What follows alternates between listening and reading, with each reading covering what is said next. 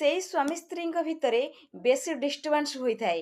ଯେଉଁ ସ୍ତ୍ରୀ ନିଜ ସ୍ୱାମୀ ଛଡ଼ା ଅଲଗା କୌଣସି ପୁରୁଷ ବିଷୟରେ ଭାବିଥାଏ। ସେଥିପାଇଁ ସେଇ ସ୍ୱାମୀ ସ୍ତ୍ରୀଙ୍କ ଭିତରେ ସବୁବେଳେ ଫାଟ ସୃଷ୍ଟି ହୋଇଥାଏ, ଯାହାକି ସେମାନେ କେବେ ବି ଶାନ୍ତିରେ ରହିପାରିନଥାନ୍ତି। ବେଶୀ କରି ତ ନାରୀମାନେ ସ୍ୱାମୀ ଥାଉ ଥାଉ ଅଲଗା ପୁରୁଷ ବିଷୟରେ ଚିନ୍ତା କରିଥାନ୍ତି।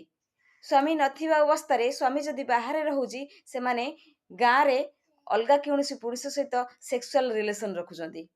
ଏଇଆ ଭାବନ୍ତି ଯେ ତାଙ୍କ ସ୍ୱାମୀ ଜାଣିପାରନ୍ତିନି। ଆରେ ସ୍ୱାମୀ ବା ଭଗବାନ, ସ୍ୱାମୀ କେମିତି ଜାଣିବନି? ସ୍ତ୍ରୀ ଯାହା ବି କରିଲେ ସ୍ୱୟଂ ଭଗବାନ ସବୁ ଦେଖନ୍ତି। ସେଥିପାଇଁ ତାଙ୍କୁ ଜଲ୍ଦି ସେପାରେଟ୍ କରିଦିଅନ୍ତି, କି ସେ ସ୍ତ୍ରୀ ଠାରୁ ସ୍ୱାମୀକୁ ଛଡ଼େଇ ନିଅନ୍ତି। ତାପରେ ସମାଜ କୁହେ ଯେ ସ୍ୱାମୀ ସ୍ତ୍ରୀଙ୍କର ଅଲଗା ହେଇଗଲା। ଭାବି ନିଅନ୍ତୁ ଯେ ତାଙ୍କ ଅଲଗା ହବାର କାରଣ ହେଉଛି ସ୍ୱାମୀ ଆଉ ସ୍ତ୍ରୀଙ୍କର ଲଫଡ଼ାମି।